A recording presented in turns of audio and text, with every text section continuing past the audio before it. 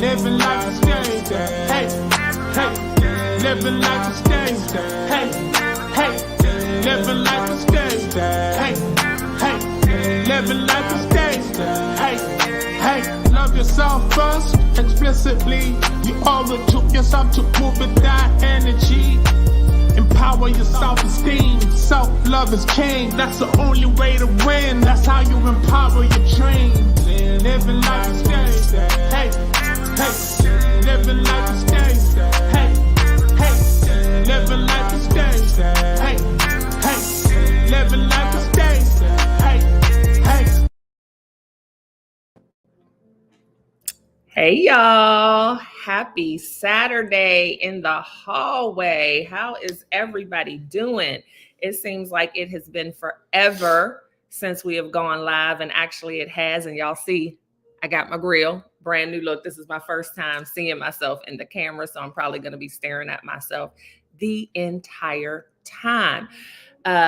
Wallace, you want to say what's up before I Good morning, everyone. Thank you guys for spending your Saturday morning with us. We're hoping this is going to be an ongoing situation. We finally found a day that kind of works for both of our schedules and everything like that. And so we're going to continue in this new Saturday morning venture. I think it's going to be very beneficial for us and hopefully beneficial for you too, those that choose to join us in the hallway.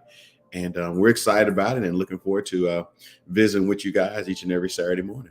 Yeah, and we're going to play around with the times to see what works better, because I know Saturdays can be really busy for some people, but Saturday mornings are usually the most chill for Wallace and I. So we were like, you know what, let's just try Saturday mornings, because what we want to do and what we know is so important as we are growing this tribe is consistency. And so as we've tried different dates and different times, we haven't been able to be consistent because we are full-time entrepreneurs. And so when we were trying the Mondays, the Tuesdays, the Thursdays, there were always some kind of meeting, some kind of event, something that was popping up that was keeping us from being able to show up the way we wanted to. So we're going to see, we know Saturday mornings work well for us, and we'll see what works well for y'all. Because Wallace was saying we need to do it 8 o'clock Saturday morning. And I was like, not what now, but maybe we do. We'll just see. But anyway, welcome. And we are glad to be back. And today we wanted to talk about emotional intelligence, because that's something that we talk about all the time in business. And we just really want people to realize how the importance of honing in on your emotional intelligence and developing those soft skills. It's not just about entrepreneurship and business. It's something that should carry over into every aspect of your life, right? There is not a situation, not a relationship that cannot benefit from emotional intelligence. And for those of you who might be like, well, what is emotional intelligence? Because it's something we hear a lot in those buzzwords and people say them, but not often do people actually give you the definition. So emotional intelligence is like that emotional thermometer, that thing internally that lets you kind of check yourself and regulate your emotions and kind of know, okay, I'm getting really upset now. Maybe it's time for me to table this conversation until later. But it also is that inner thermometer that lets you check and regulate the emotions of other people, right? Because we have to realize that everybody is not on our level emotionally. So if you have done the work to really be able to hone in on your emotions, that doesn't mean that the person you're communicating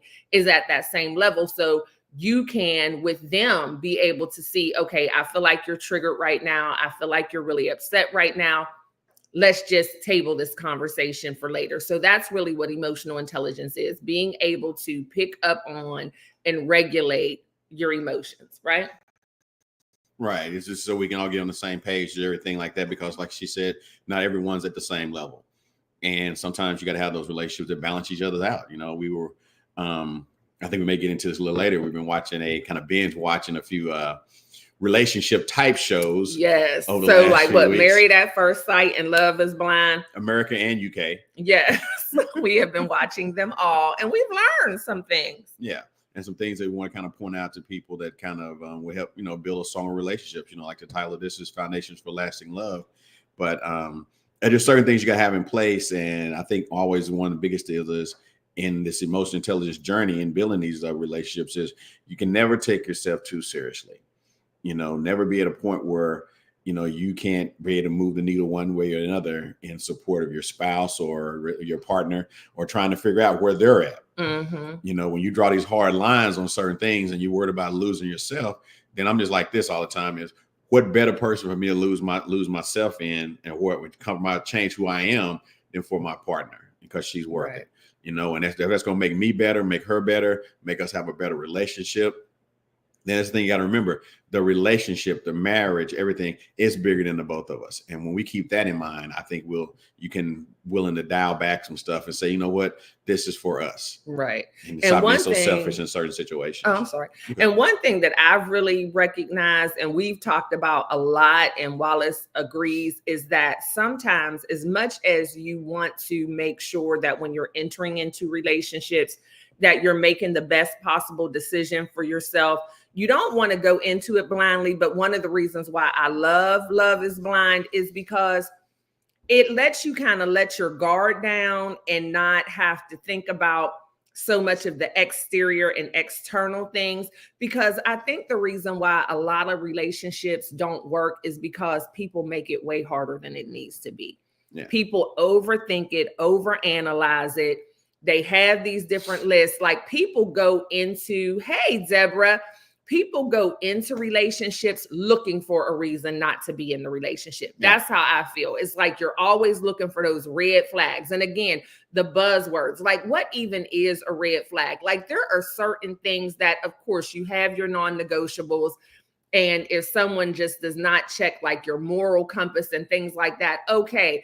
But when it comes to the things that really are kind of small in the grand scheme of things, it's like, why are you even thinking about that? And then you also have to look at yourself. What red flags could you possibly be displaying? Because nobody is perfect. And I definitely believe in like the 80-20 rule and things like that. But it's just not necessary to go into the relationship with this magnifying glass, with this microscope, just trying to see what's wrong. Okay, well, they said this to me. That's not good. I don't like the tone they used here, so that's not good. Oh, they, are on their phone too much. That's not too good. Quit looking for reasons to be out of the relationship. And I know that a lot of people do that because of fear, right? You don't want to be hurt. You don't want to look stupid. You don't want anybody getting over on you. But that's not true love. That's more of an interview, right? And what you really should be doing is trying to get to know a person so that a lot of those little things won't even bother you if you really, truly get to know the person.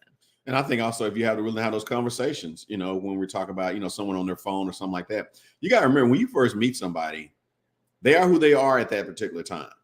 That doesn't mean they can't change. They won't change anything, because that's who they were. If they were single in that situation in their life and been single for a while, or had some other situations, they're into their own, guess what? Single routine.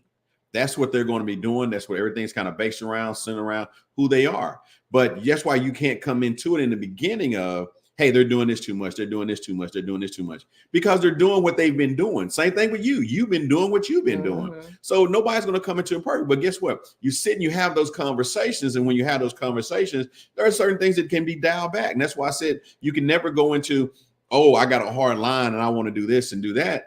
You got to be willing to compromise, and say, oh, you're doing this. And like we talk about, the going out every weekend with the friends was a big topic. We saw that came up one, someone on there want to continue to go out all the time. Is it really necessary that you go out every single weekend? Spend time with your spouse, spend time with your partner, getting to know each other. Because like I said, there's no one I'd rather hang with than her. I have some friends, things like that, cousins and things like that. We may go out once every few months or occasionally something, but there's no one I'd rather be with. And guess why it's like that? Because I choose to be with her, and I found out the things in her are exactly what I want and what I need in my life. My friends, they're there to kind of help me out sometimes, but they're not. I don't need to see them every day or every weekend or anything like that. We text occasionally and things like that. Some of my best friends, guess what, live in other states. People I text more with live in other states, because it's just how a friendship goes and how life goes sometimes. But those people that draw this line, I need this time. I need this time. Well, we got a question is, why do you need this time? Is because you don't want to give up who you are, or you feeling, or you think that's just what I need to do.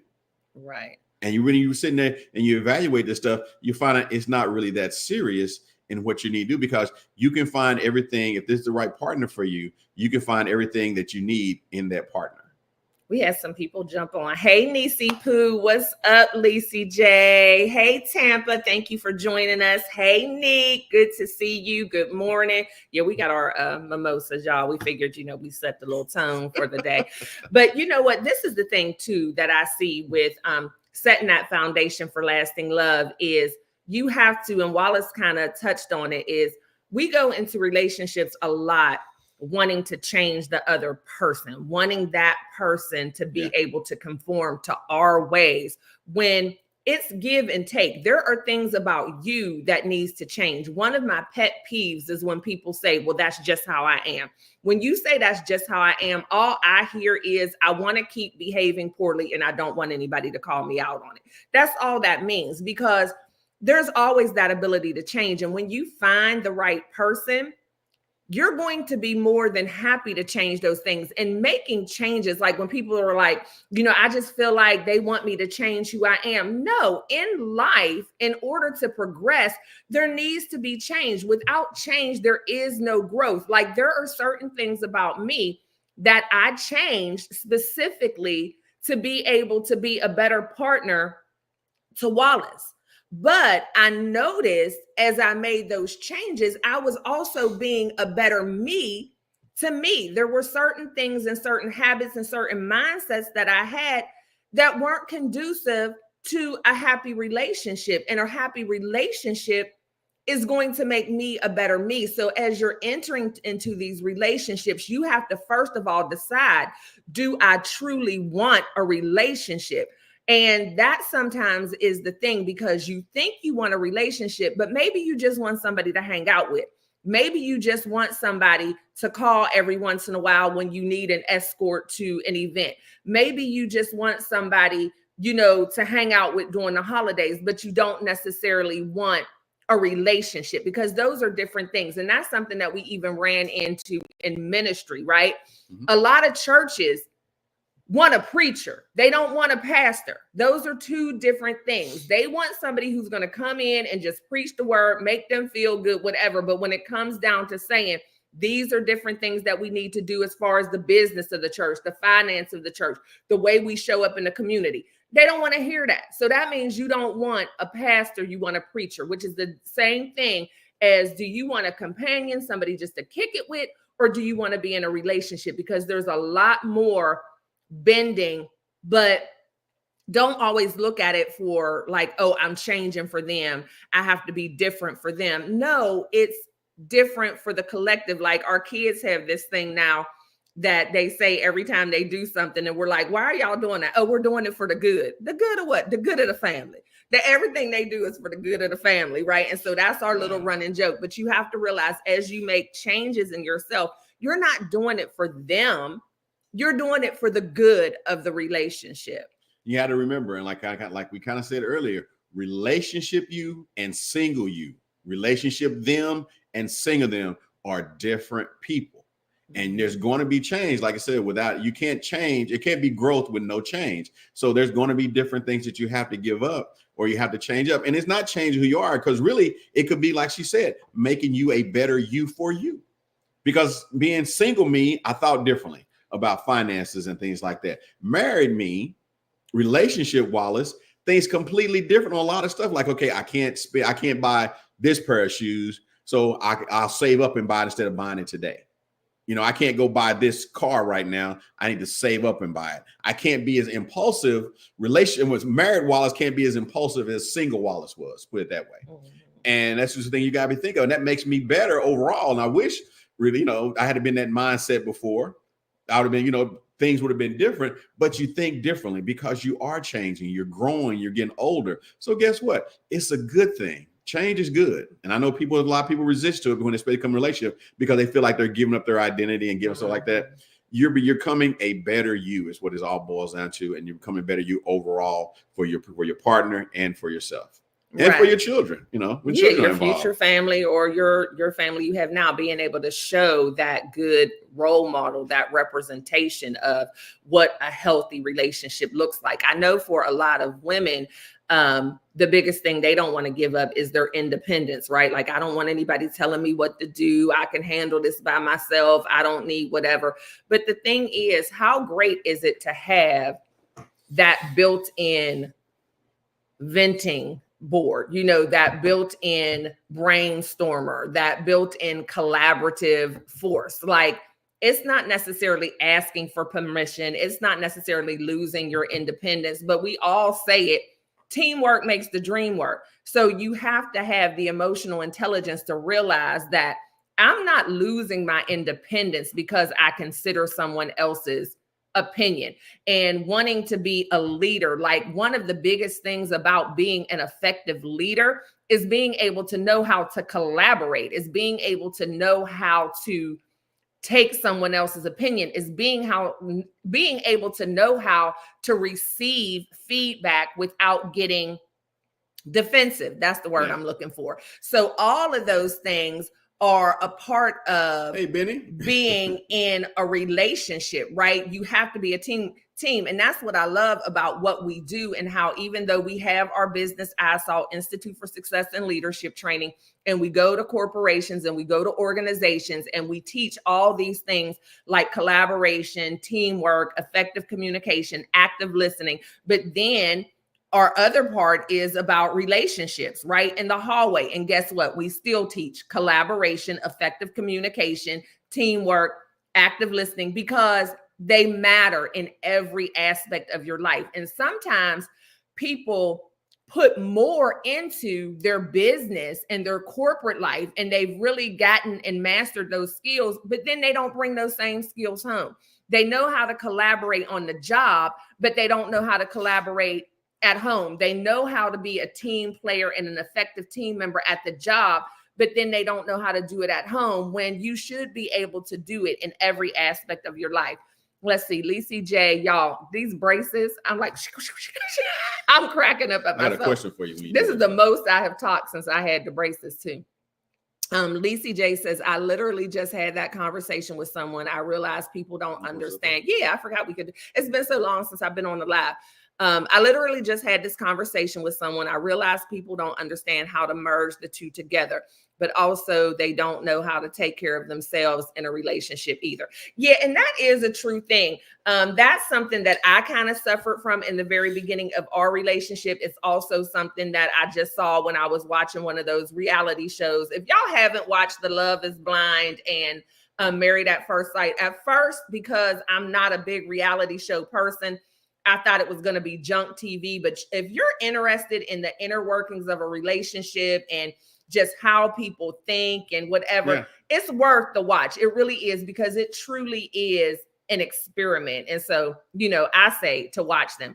But people do kind of overthink it on the opposite end, where they can lose themselves in a relationship. And so for me, for instance, let me just share my story with that.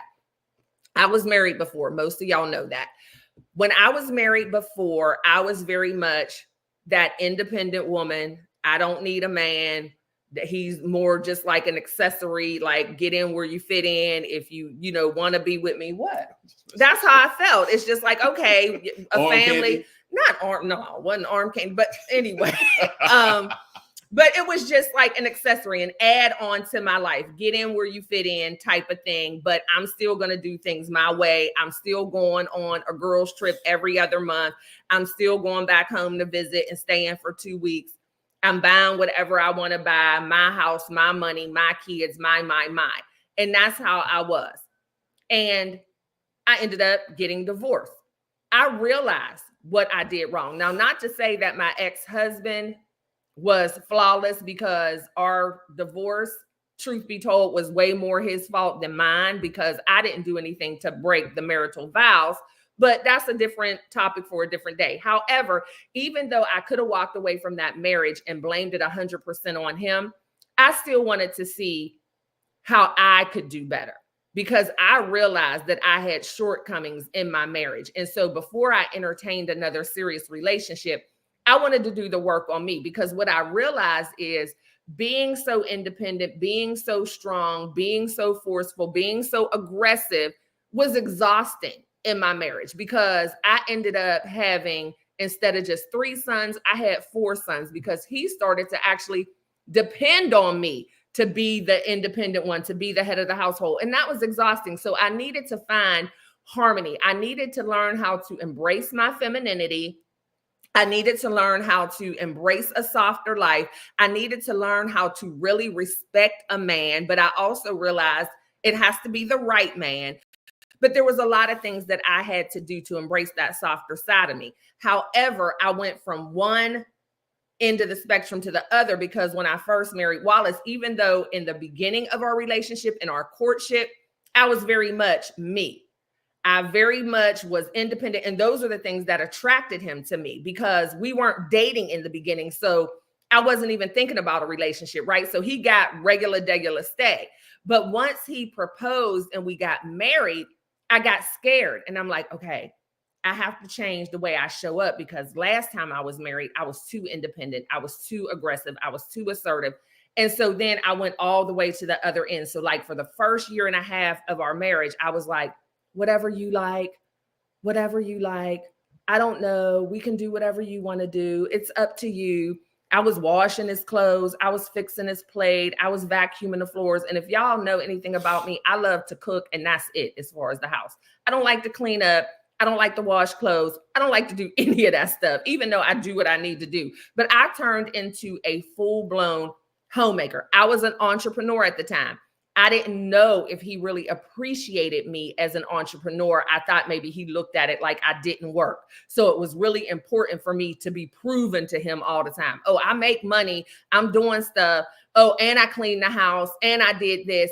And he was like, what is wrong with you? Like, this is not how you were when we were dating. And I had to explain to him, I'm just trying to find my way, because I know in my last marriage, a lot of things got derailed because of how strong I was. And so I started being way too soft, but I don't like that. And he's like, well, I don't like it either. And so I had to find harmony. So you do have to be careful. I know that was a long-winded story, but you have to be careful. We got some comments. Oh, thank you, Sean. Thank you. And Wallace has a lot to say. Yes.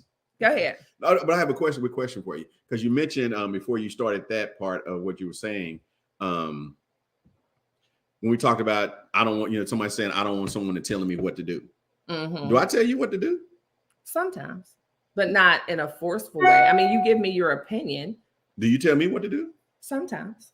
Right. So that goes both ways. So we're talking about somebody telling what to do. It's not someone ordering somebody around. It's just about, we're just asking different stuff, and we talk about how in relationships or in business wise, how people go, teamwork and collaboration, things like that. Everybody has different things they're good at your job. Some people are good at doing reports. Some people are good at, setting the meetings up. Some people are good at doing different things. Let me find a location. Some people is good at different stuff. And same thing happens in relationships. Somebody's good at bills. Somebody's good at going out and doing other things. Somebody's good at repairing stuff around the house and make sure the house is taken care of. So that's where the teamwork and collaboration part that comes in. And that's just a matter of finding where you're happy at. So it's not a matter of telling someone what to do. It's just that we just how we work as a family and how we work taking care of each other. Mm-hmm. Absolutely. It's about collaboration. And that's what I mean. And the thing is, I know a lot of people, are big into not wanting gender roles anymore or whatever.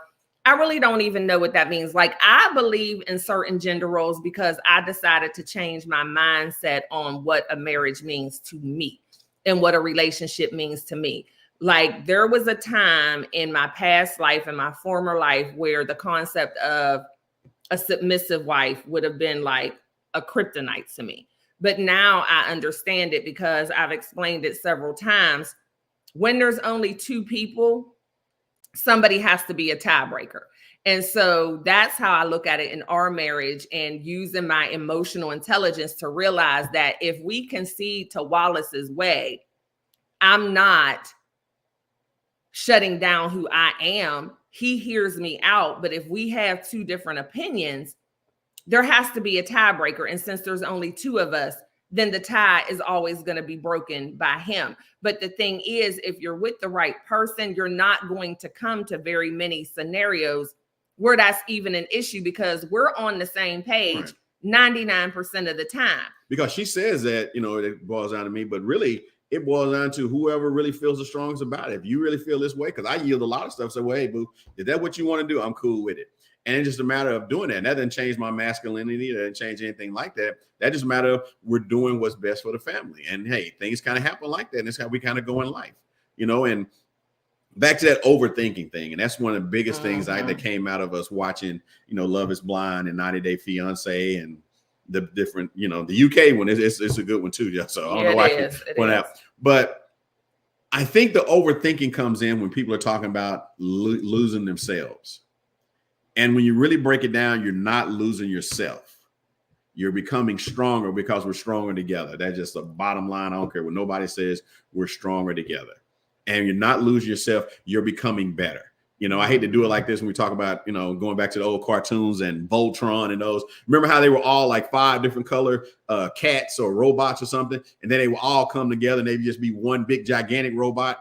They were stronger together. And that's really what that was, just teaching kids and things like that about collaboration, things like that. And I think as adults, we get so caught up into me, myself, and I, we forget about that aspect of, hey, I am stronger with somebody versus me being by myself. And that's why we talk about collaboration and teamwork and things like that. And the same principle that apply at your job, apply in your marriage when it comes to those things. And I don't know, and people just seem to lose that, and you overthinking stuff like, I don't want to give this up. I don't want to give that up. There really is, why don't you want to give it up? You know, hanging out late at night. Why don't you want to give it up? Because there's nothing good that comes out being out late at night. I won't get into that. What my grandmother and them used to tell me about. Everybody already knows. Everybody. So we're not going to get into that. But that's so true. Power Rangers. There we go. That was just like that too. But if you get into things like that, it's about being better for yourself and making those better choices. I can tell you like now, I can't hang out late at night anymore. My mind, my body, it doesn't do that. Last time we tried to do a flight, and we decided we had an early morning flight, like a 5 o'clock flight to going out of the country. And we came with the bright idea, hey, we're going to stay up all night and we'll just sleep on the plane. We had to be to the airport at like 3 a.m. That was the most horrible day we've ever had on vacation, because like we could not get enough rest to get called back up. I can't hang late at night anymore. Don't drink like that anymore. Can't do those things because the next day just becomes so horrible. So guess what? We're changing for the better. I can't say, oh, I never say it to myself, oh, Wallace, you're losing your identity. You used to hang out all night and drink all night and do all this other stuff. You're losing your identity. No, it's not good for me anymore, because I'm at my, I think you termed my big age now. Yeah. It's not good for me. Change is good. And a lot of times it's for the better. Trust me. And I think a lot of times when people are overthinking relationships or overthinking, like, this is something that I realized, you know, watching the different shows, is people think about what other people are going to think too much as well. You're in a relationship wondering what other people are going to think. What are people going to think if I deal with this? What are people going to think if I stay in this relationship? What are people going to think if I'm dating this guy who is 6 inches shorter than me? What are people going to think if I'm dating this woman who's not in my race? What are people going to think if I decide to date this man who has 2 kids? Like, quit thinking about what other people think, because 9 times out of 10, the people who are going to have something judgmental to say about your relationship, the people who are going to give you the advice not to be in a relationship, are one of 2 kinds of people. They're either people who are single and not happy being single, or they're in a relationship and they're unhappy in their relationship. Because people who are in a relationship and they are truly happy in their relationship, they're going to tell you the kind of things that we're telling you. If it's good for you, don't worry about anybody else. If you're not having an issue with this, don't worry about anybody else. People who are in happy relationships are going to encourage happy relationships. Now, if you are being mistreated, that's completely different. But those little frivolous things about how much money somebody makes, how many kids they have, just whatever type of background they have, those things don't mean anything at the end of the day. What you are doing is potentially picking someone to spend the rest of your life with.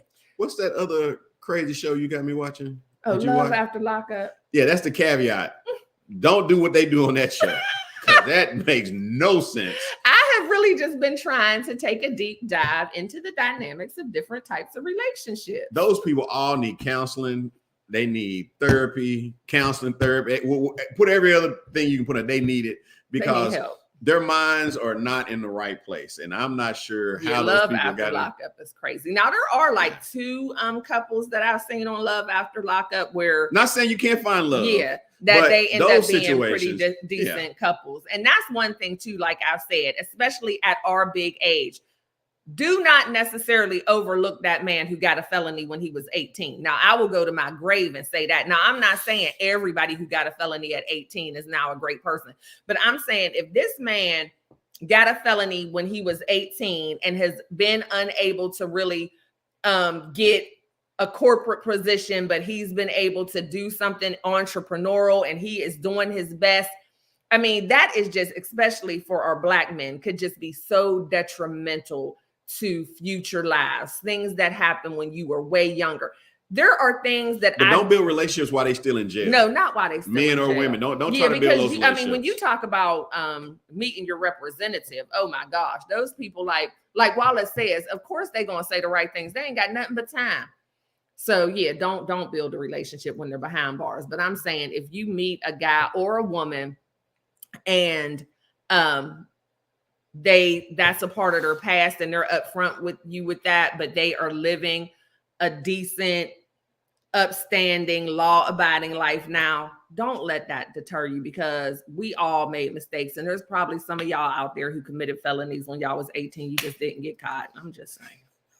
We won't dive into that. I'm just saying. But like I say, don't build a relationship. Since we're on that little love after love after lockup? Yeah, I can't even believe you brought it up. The thing I say on that type stuff is when someone's locked down like that, it's like this is all I can eat every day is a bowl of oatmeal. But when you get out of that, my options are very limited. When you're in that, my options are very limited. But when they come out of that, their options are wide open because guess what? Just think about the first time. Now they got the buffet. They got a buffet. Think about the first time you went to a buffet. You're like, man, all this food. That's what it's like when they first get out of prison or get out of lockup or something. It's like, I got all these women. I got all these men. I got all these other options. Why am I just with this one person? And that's why they all sitting there talking about, oh, we need to get married now. We need to get married now. That is not a good thing. Do not base your relationship on those situations with those people. Allow them to be out. Yeah, let them get out. Let them sample the buffet. And then build your relationship if you're gonna build a relationship. But don't put hang your hat on that it's when they get out and get out, they're just gonna come and be with me only. Yeah, there are all those one-offs. But for the vast majority, that's not a good situation. That's not a good way to do your dating. Our viewers are I'm just throwing it out there. Dating prisoners. I mean, it's always that one. Yeah, that's what it is. I don't know who need to hear this. I don't know who need to hear this, but stop dating that prisoner and wait until they in there. Yeah, wait until they get out and also give them a chance to acclimate to life, because again, just about everybody in prison says that they're going to do better when they get out, but give them that chance to acclimate to life. Hey, CC. What does that even mean? Nothing like a band strap. Girl, I don't even want to know what CC means because I think I know what CC means. Yeah, I know what you mean. And the thing is, maybe.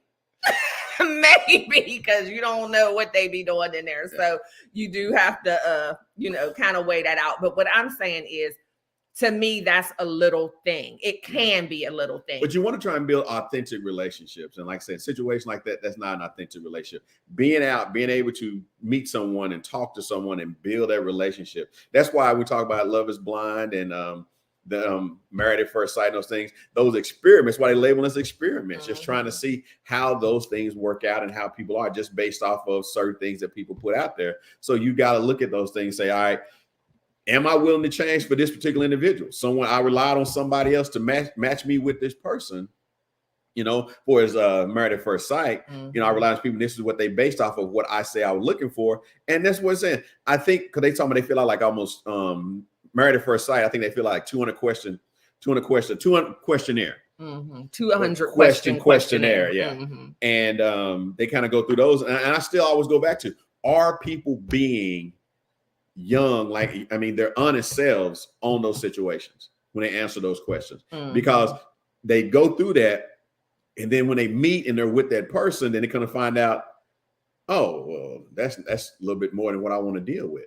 Yeah. You know, because it's just only certain things that the human mind and emotions and hearts can take. Because, you know, and I kind of go back to this question a lot of times, do people really know what love is? Mm-hmm. I don't think a lot of people know what love is. They just associate it with a feeling. Mm-hmm. And that's not love. You know, that's not love. And I think that's what the biggest question is. Do you really know what love is? What that's I want to know what love is. Don't say that's not your ministry. But another thing too, I think a lot of times people don't even know what they really want. Like sometimes people struggle with even knowing themselves. And so it takes them being in a relationship. So you can sit there and answer this questionnaire and you think this is what you don't want or what you do want, but you realize throughout the relationship that you didn't even really know what you wanted. And so you can't be afraid as a couple either to grow together and learn things. People can bring out things in you that you didn't even realize that you had issue with, or they can bring out things in you that you didn't even realize you really enjoyed about yourself. And so you have to give relationships time, but just don't overthink it. Like, I feel like if it feels right, if you feel heard, if you feel respected most of the time, then it is worth the work. And I feel like you need to keep your relationships private longer. Get a chance to know somebody before you're bringing them around other people. And not because, oh, it might not work and now it's like they're not around. It's just that you don't need that outside chatter. Trust yourself enough to know that you're going to make the right decision. By the time you're introducing somebody to family and friends, you should already be secure in that. Don't depend on your mama and your best friend and your cousin to tell you whether somebody is right for you. Already give the relationship time for you to be secure in that, so that other people's chatter doesn't cloud your view. Because at the end of the day, that's your person. And in a perfect world, our friends and our family are going to love our spouse. But if they don't, that's the person that you're choosing. And that's the biggest thing. And Wallace and I have been talking about that a lot as we've been watching those shows. You have to make the choice. Like, I every day make the decision to choose Wallace. And I don't know what Wallace I'm going to get from day to day. He doesn't know what stay he's going to get from day to day, just because we're human. We have different moods. We have our own individual lives. Even though we're very much a couple, there's still things that happen with me that he's not involved in, and vice versa. And you're going to have your bad moods and you're going to have your bad days. And there's going to be the days when he's a little snippy and days when I'm a little sassy. But we choose each other every single day. That choice has to be unconditional. You talk about unconditional love. It's also the unconditional choice that no matter what, I'm choosing Wallace, and no matter what, he's choosing me. That's what it is. But you know, we got to say that, you know, we don't know which one you're going to get, but there's got to be a caveat with that, because it's going to be the consistency still that I know she loves me and she knows I love her. And we know we're in this together. That's the consistency part of, is that the love is there, the camaraderie there, the friendship is there. And that I would touch on that, come back to the friendship part. But the consistency of knowing, I know she loves me. I know we love each other. And I know we're here for the greater good of each other. And that's just what it's about. And when you have that, and you know that, so when you're having those days where someone's a little snippy, a little sad, someone's in a bad mood, someone's just not feeling their best that day, or someone's a little irritated about something, those things are going to happen. That just happens in life. Mm-hmm. But when you have the consistency of, I know she loves me, I know, and she's willing to do what she needs to do for me, and I'm willing to do what I need to do for her, then that's going to help everything continue to move on and continue to build and be stronger. You know, and like I tell all the time, my love for her grows day by day, hour by hour. You know, no matter the situation, her little things that kind of upset me some days, those things just make me love her even more, you know? And so that's what it is, because that's her, you know, and I love her. And you get to know somebody. And I think one of the things is, and Lisa J touched on it with, you know, the triggers. Yeah. And triggers are a real thing, but you learn somebody's triggers, but you also have to share your triggers. And so don't just walk around being upset, being triggered by things and not sharing that with your significant other, because sometimes things that trigger you nobody would even realize that that is a trigger. And I know Wallace and I have had that happen on my end where he said something that seems like, and I wish I could think of an example because something happened not too long ago where he said something that was like the most basic thing, but it took me back to something from childhood where I was just like, I know, I just don't like that, you know, because it takes me, and he had no idea. And so what happens is instead of becoming defensive, instead of being off put by people's triggers, instead of feeling like, oh, that's too much, become their soft place to fall. Learn how to embrace that and know that you have your own junk too. Instead of feeling like, dang, you too much, or that triggers you, or everything triggers you, why not be there to discuss it with them, to help them overcome it? And I think a lot of times that's what it is. We have all our stuff, and then we want somebody who doesn't have any stuff, but we want them to accept all our stuff. But then as soon as one of their things rear its ugly head, it's like, oh, that's too much. Because one of the guys, or I think on 2 different shows, the guy said, you know, I just feel like being in a relationship with this person would just be exhausting because they have so many triggers. And it's like, why think of it that way instead of just thinking about how can I help you with that?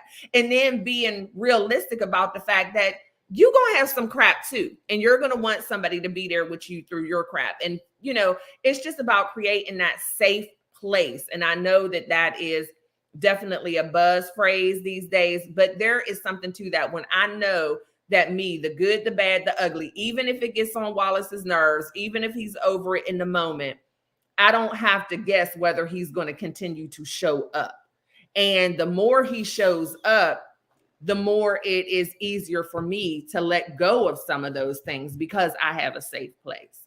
Right. And like saying that's kind of dealing with baggage is what we, you know, in a better term, we label that. We talk about triggers. It really kind of falls in the category of baggage is really what it is. And, you know, that's the thing about it. Everybody has their baggage. Yeah. Everybody has their things, you know, whether it's you having designer bags, whether you got Louis Vuitton or Samsonite or a Walmart bag. Walmart bag. Yeah. Bunch of little bags, all this stuff. Bag lady, you know, that's kind of what Erykah Badu was talking about in that song. Everybody has their baggage, male, female, but it's about how you don't put that baggage on someone else. And a lot of times you got to sit there and evaluate these bags that I'm carrying around. Are they helping anybody? Are they helping me? You know, are they doing anything? Are they making me better? No, a lot of these bags we're carrying around is not good for anybody. And we need to let it go. And we have trouble when we take that baggage into other relationships. You don't have any room for anything new in a relationship because you got all this baggage with you already. You know, you got to let a lot of that stuff go, and you can't put that on somebody else because now you're upset with him or her based on something else that someone else did to you many years ago. And this person has no idea what you're even talking about. And because this situation is turned into what it is, now you're putting this on that person, and that person didn't get the respect to know, hey, what's going on or why we're even doing this. Right. Because now I'm arguing from a place I have no problem. I'm in an argument now, and I have no idea where it's coming from. So it's kind of hard for me to even do it. So that's why a lot of people just end up shutting down a lot of times. Like, I don't know exactly what's going on now. So I'm just going to just bag out and just let you do what you got to do and let you deal with it do. And now you're saying, well, now you don't understand me. Well, I didn't understand what was going on in the first place. Now I got pulled into something that I have no idea what I even did. Bleeding on somebody who didn't cut you. Thank you, Resilient Dad, for that super chat. Thank you, tapping in from the Bay. We got to visit the Bay one day. I appreciate you so much. Thank you. That is awesome of you. I appreciate you. Let's see. Lisa J said, very true. I'm learning that by living with someone for the first time. Conversations and being truly honest with them and yourself has been very helpful. Yeah, I mean, and that's the beauty of a relationship, right? Why keep all that stuff inside when you got somebody that you can talk to about it and share and help you work through it? And it's funny, as he was talking about baggage, I was thinking about like a real life scenario with us that, you know, doesn't really have anything to do with our emotional state of baggage, but maybe it does. When Wallace and I first got together, we, from the very beginning of our relationship, traveled a lot. Almost like from day one, we start traveling together. And when we first start traveling, we used to take a lot of luggage with us, a lot of luggage. Oh, yeah. And in the very beginning, I was able to travel non-ref through a friend of mine who had me on for their buddy passes. And so I didn't have to worry about how much luggage I took because everything was at a very minimal cost. And so we used to take a lot of luggage, like sometimes 2 suitcases a piece and a backpack and whatever. But over time, now we're down to just taking a carry-on a piece.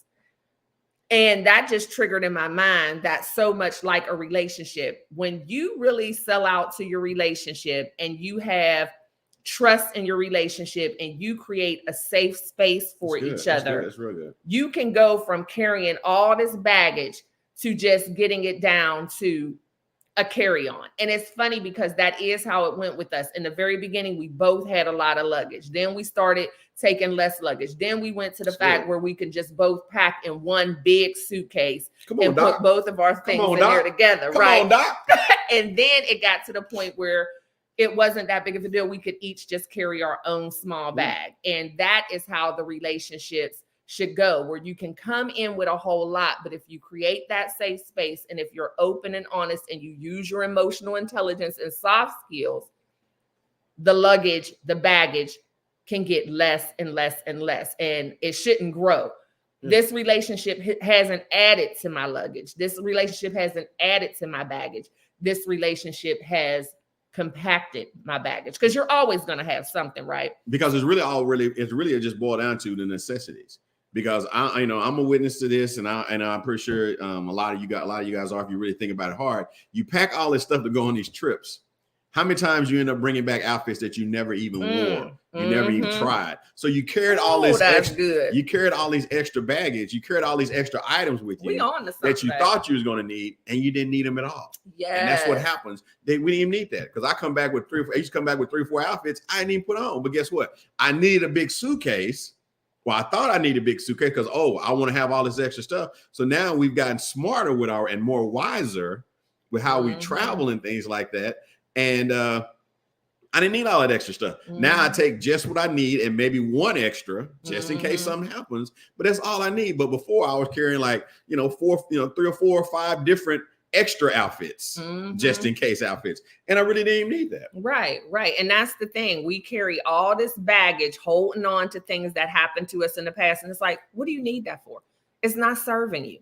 And that's the same thing. If it's not serving you, why are you carrying it? And those shows, Resilient Dad, there are. And I think any TV is going to be a little bit scripted, because, of course, they want to make sure it's entertaining. They want to make sure that there's a plot. But it's still just like the only other reality show that I watch consistently is Big Brother. Because, again, I feel like it's the most realistic you can get in reality. But, yeah, there are some good scenarios, some little life lessons and nuggets that, because I think it's as close as you can get to reality.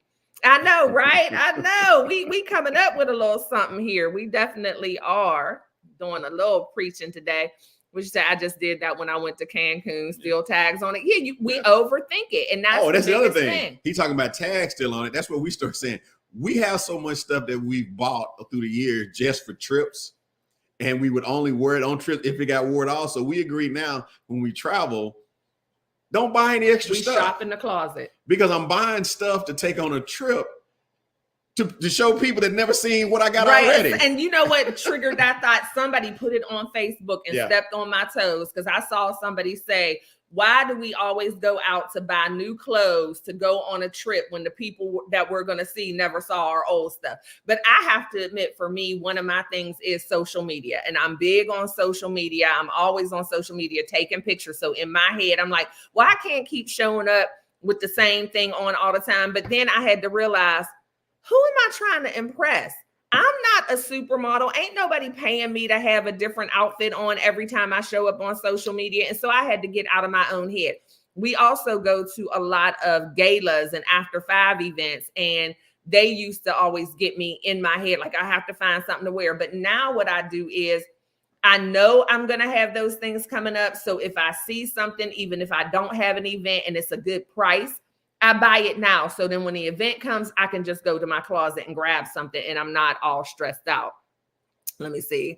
My wife was like, don't wear that shirt. You always wear that. That's it, man. That is it. Right.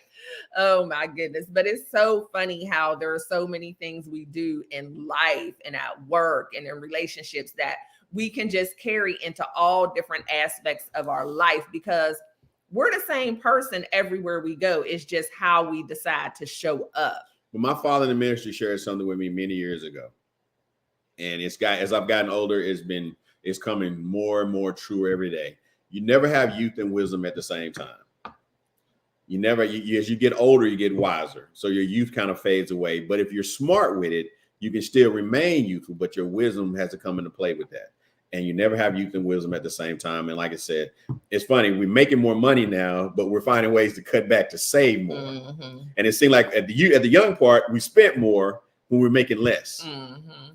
And that wasn't smart. We should have been saving. So we had that same mindset all through life. Is that it's about saving and putting away, because it's not the fact that you can't go buy new clothes and things like this. Like kind of what ARD was saying. Why do I need to go buy something new when they haven't seen this all year? Mm-hmm. And most times people don't remember what you had on last time unless you bring the picture like, oh, remember this what we had last time? Right. So what, big deal? You know, everybody has their favorite shirt. Because people aren't paying as much attention to us as we think they are. No. That's the funny thing. Like, you're not as big of a deal as you think you are. People don't really care because they're too busy thinking about them and what they're doing. I wanted to get to, I know I had put it on the screen, but I didn't address it. Lacey J was saying baggage or security blankets. And that's the thing. I think a lot of times it's hard for us to hold on. I mean, it's easy for us to hold on to our baggage because it gives us excuses, right? If I hold on to this baggage of what I've been through in the past, what was done to me in the past, what I experienced in the past, then that gives me an excuse to behave poorly if anything like that shows up again. I can say, I do this because, I said this because. And so it does become a security blanket, but in a negative way, it keeps us from changing because now we have made ourselves professional victims, so to speak. I can act like this because this happened to me. I can do this. And so now we're building a relationship where we're expecting someone to cater to our insecurities rather than to help us grow past our insecurities.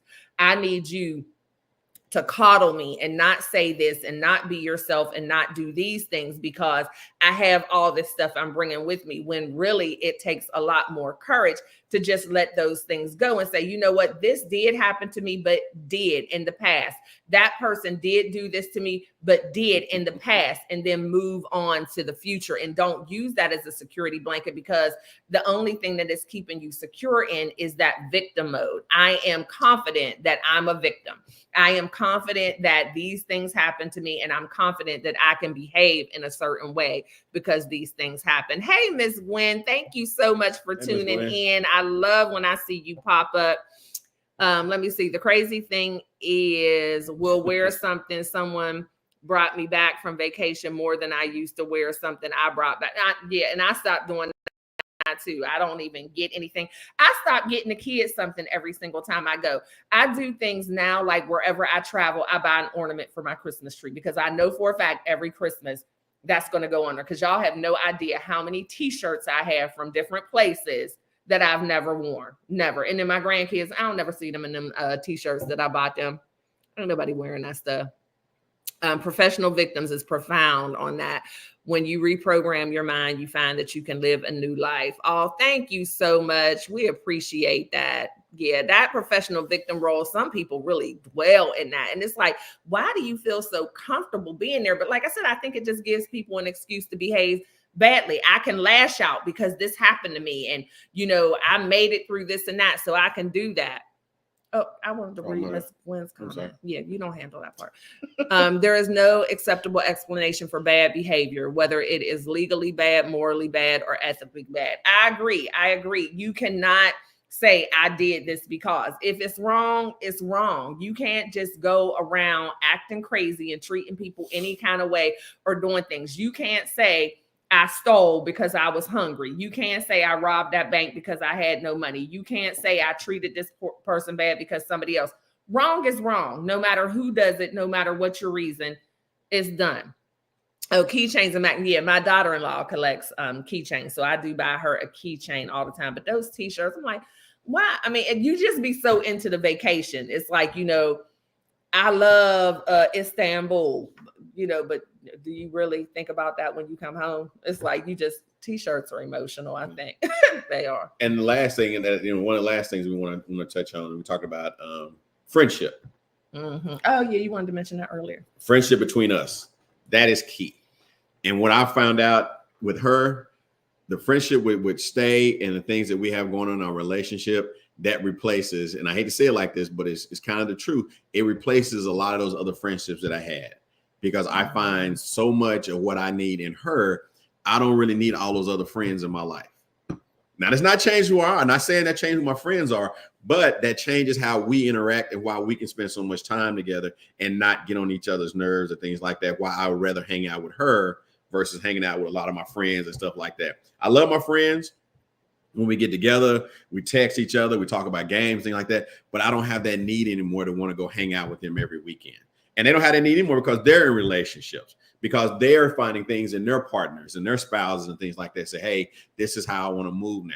And it's just such a better vibe between us and between me and my friends. I mean, it doesn't change anything. Now, when we get together, it's like like people haven't seen anybody in a reunion sometimes, because we all get together and we just pick up from where we left off before. And it didn't change necessarily. I didn't lose my identity by not hanging with my friends or anything like that. Like I say, it increased better my value, who I am, and my wisdom and stuff like that with my friends, because now when we get together and we talk about different stuff, a lot of times we talk about relationship stuff now. Mm-hmm. It's not about all the other stuff. We have grown men conversation. That's just kind of how it goes. And I can sit here and say this with all my heart and everything in me. She is my best friend. She's my business partner. She's my wife. She's my lover. You are crazy. She is my best friend. We do everything together. And people think that's so crazy. But there's a couple of things I wanted to touch on as far as the friendship. We built a friendship first. We had no idea that we were going to be in a romantic relationship. And even if your goal in the beginning of meeting somebody is a romantic relationship, work on building that friendship first. Like, just do things, go to Top Golf together, have long conversations, share stories with each other, talk a lot in the beginning of a relationship, talk a lot. He used to interview me in the beginning of the relationship and just ask me all kind of crazy questions, but he really got a chance to know me. And you can make it lighthearted. It doesn't always have to be serious, but just talk a lot. Like, don't go on a lot of dates where you're going to movies and going to plays. Do things that are interactive. Do things that are going to make you laugh and still have to engage. Like, go bowling. Do those kind of things, because it really helps. I mean, when you're going somewhere and it's like, we're just going to sit and watch a movie, you're not having that chance to engage. And even with going out to dinner, sometimes it's a little stuffy or whatever. Do things where you can let your hair down. Go to a picnic, go to a park, go bike riding, do things like that, and talk a lot. It's just really important to talk. That's how you truly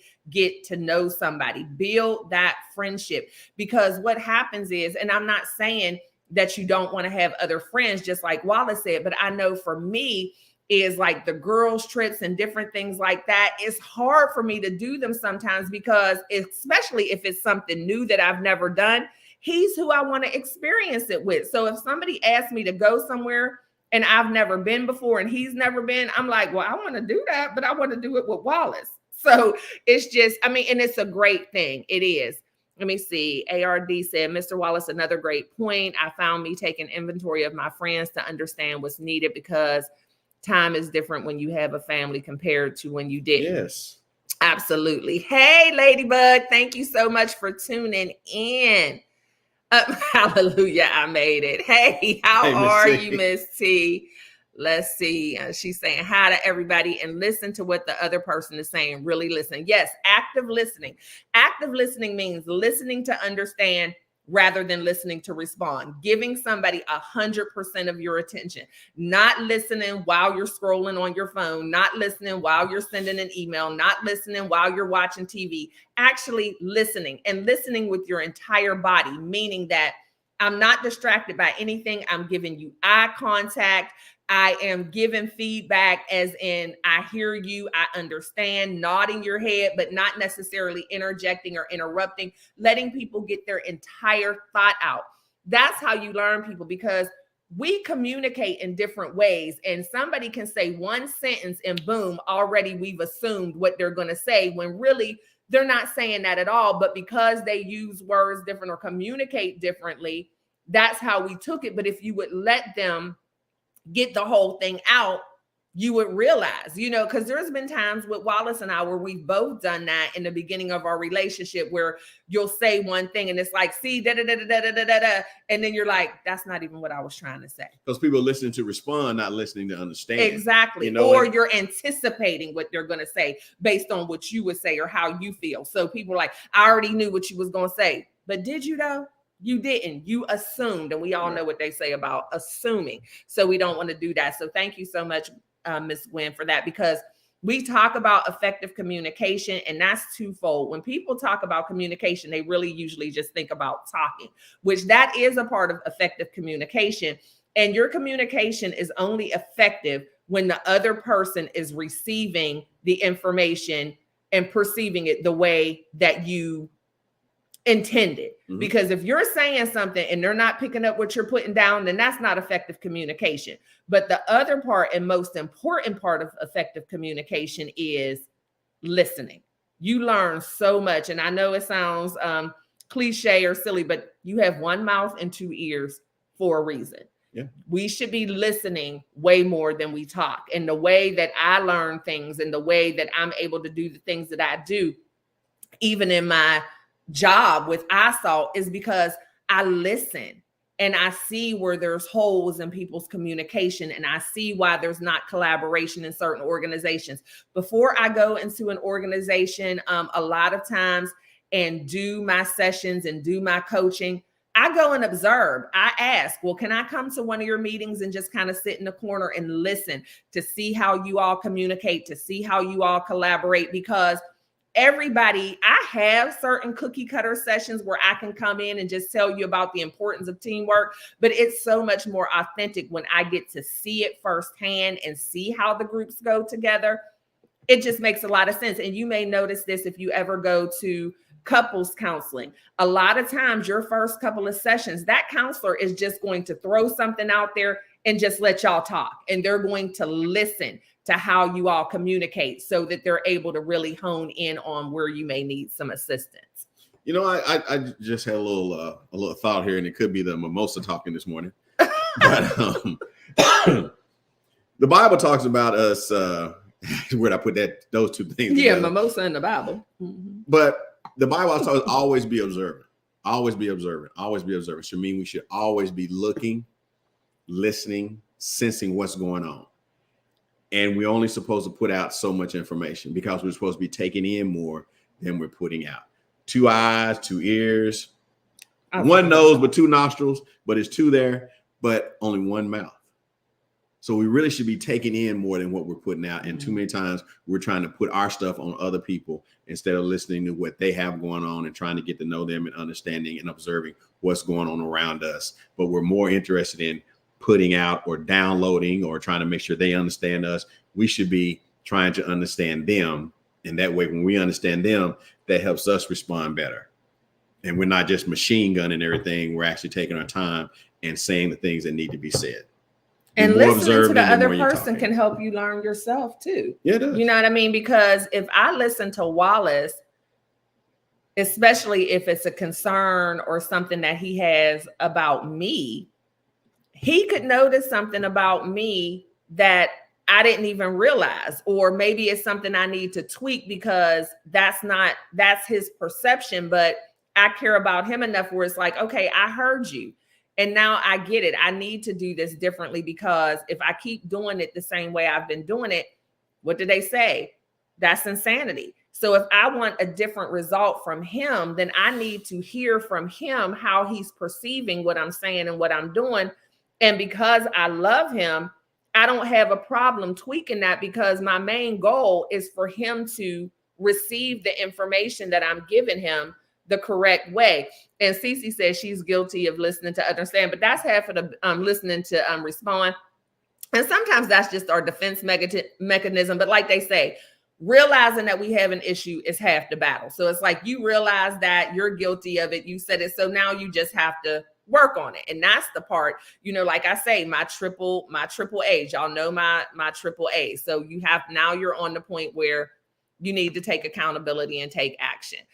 Resilient Dad said you have to feel heard and understood before speaking. So when you do speak, it's an engagement and not a one-sided feeling. Yeah, because you don't want things to be, a conversation should flow and not be this combative, like back and forth, because then nothing ever gets resolved. And the thing is, it doesn't even necessarily have to be an argument. Like some people are just bad listeners no matter what. They're just like, oh, yeah. Oh, that's what and they don't even understand. Just work on being a good listener.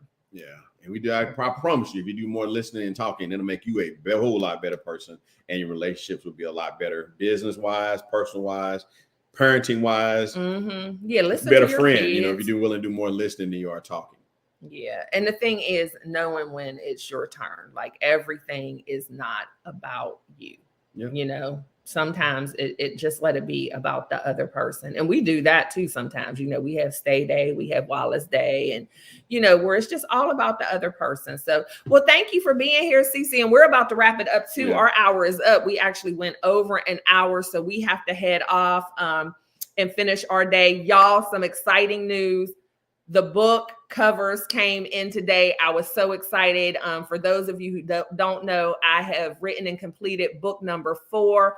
The pre-sales will start on Black Friday, where you can get the books for 10% off. I have the book signing coming up January 17th, where we're also going to be doing a meet and greet. So any of you who are interested in coming to the big old state of Texas, to the Fort Worth area, it's going to be an amazing weekend starting on, I think, that Thursday, the 16th. We're going to be doing some karaoke. The 17th is the book signing and meet and greet. And then I have the women's conference, New Year, New You, which is going to be an all-day event on that Saturday. And then on Monday is the Cowboys of Colors rodeo at Dickies Arena, where yours truly will be singing both the national anthem and the Negro national anthem. So it is a lot going on in January, but I was so excited when my book cover designer emailed me this morning with the book cover. Oh my gosh. They emailed it to me this morning at like 5 o'clock this morning. And so I saw it as soon as I woke up, and I'm like, oh my gosh. And they always send me a couple of different designs to choose from. And what I love and hate about my book designer is it is always difficult to pick. Like there's always one where I'm like, okay, I know I don't want this one. But then there's like 4 more where, oh my gosh, I love every single one of them. So I'm thinking about maybe doing a poll on social media and letting you all help me decide which book cover. But I'm super excited about it. This book is called Dispelling the Myth of the Angry Black Woman. We are not angry, we're mad. Misunderstood, accused, and devalued. And this book is for Black women to feel supported and heard and know that you're not alone. We all have a lot of those same experiences in love, in business, in parental relationships. And it's also for anybody, and more so for anybody who is just interested in learning more about the plight of the Black woman and our daily struggles, even in this day and time. The Black woman is the most undervalued and devalued species on the earth, in my opinion. And so anybody who is just curious and interested and wants to be of support and just learn about us a little bit more, that is who I encourage to pick up the copy of the book. So it is going to be up for pre-sale. Exciting times. Starting on Black Friday. So I'm super excited about that. And then there'll be more information on the meet and greet and all that jazz, but I'll continue to mention that every time we show up. Just so you guys can get ready for January. So I'm super excited. I think it's like January 16th through the 20th. Yes, Miss Gwen. Yes, absolutely. And that's the thing. And there's so many people miss out on the excellence of Black women by falling too much into those myths and stereotypes and whatever that don't define us at all. As a matter of fact, they're not true and have been very harmful to us over centuries. So so I'm excited about that. Hope to see you all at the book signing to get your signed copy. If you decide to get one for pre-sale, it'll be signed when it comes to you, but that doesn't mean that you can't still join us at the book signing. And then Wallace and I are going to continue to show up on Saturdays. Like I said, the only thing we might tweak is the time, but this time seemed to work pretty good, but we'll see in the weeks to come. And if y'all want to drop in the comments or anything and let us know, what you think about this time, we're always open to that as well. So we appreciate and love each and every one of you. We thank you so much for being here. And as always, you know the drill. Thank you for spending your Saturday morning in cartoon time and cereal time with us. Is there even still Saturday morning cartoons? I think, I don't think they come on like they used to on the regular stuff. Because they have so many channels now dedicated to it. So. Y'all miss those Saturday morning cartoons? I never watched them. Y'all know I was never a kid for real. So, thank you, Deborah. But thank you guys for starting your Saturday morning out with us. And we look forward to this continued. And like I said, thank you guys once again for support. And congratulations to My Cup of Cake on the book. And it's going to be exciting. And I encourage everyone to please, when it drops, get a copy. And something that's makes a great gift. It's a holiday time, makes a great gift, great read. It's a great discussion piece too. It is and, a nice coffee table book. Yeah, it's not just for, and we talked about this. It wasn't really just for our African-American friends. I think our Caucasian friends needed to, and everyone needs it because, the black woman is very misunderstood and needs to be more appreciated and valued. And that's what it's about, making sure you understand the value of it. And I think it's a great read for everyone. Well, thank you, babe. Sure, babe. All right, y'all. Always be kind and love one another, but never forget to live your life. LYFE. And we'll see you next time in The Hallway. Bye, y'all. Living life is gangsta. Hey, hey. Living life is gangsta. Hey, hey. Living life is gangsta. Hey, hey. Living life is gangsta. Hey, hey. Love yourself first, explicitly. You owe it to yourself to move with that energy. Empower your self-esteem. Self-love is king. That's the only way to win. That's how you empower your dreams. Living life is gangsta. Hey, hey. Living life is gangsta. Hey, hey. Living life